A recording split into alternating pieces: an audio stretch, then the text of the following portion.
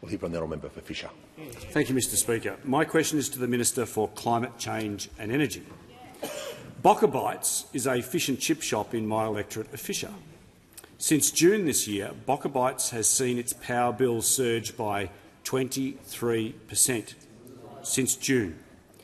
The owner, Beck, has told me it's simply, quote, untenable to run a business under these conditions.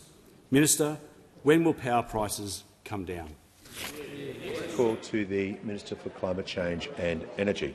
Well, thank you very much, Mr Speaker. Again, I thank the honourable member for his question. And power prices are a very important issue and a real issue of substance. And that's why I and this government have been focused on them and will continue to be every day. And that's why we'll continue. That's why we'll continue with modernising our energy system and dealing with 10 years of denial and delay and neglect. We saw 4 gigawatts of dispatchable power leave the grid and 1 gigawatt come on. That's a 3 gigawatt gap, and that supply gap has led to increased prices.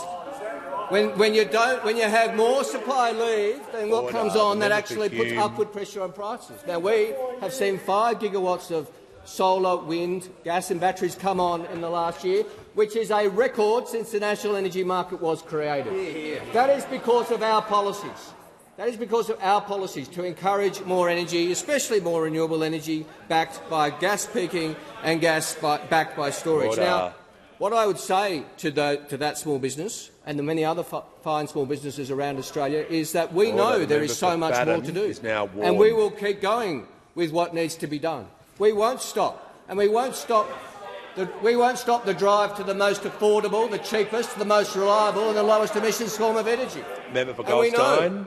We know that there are different ways. We know that household power bills could rise by $449 a year if we had greater reliance on gas and coal and if renewables were built more slowly.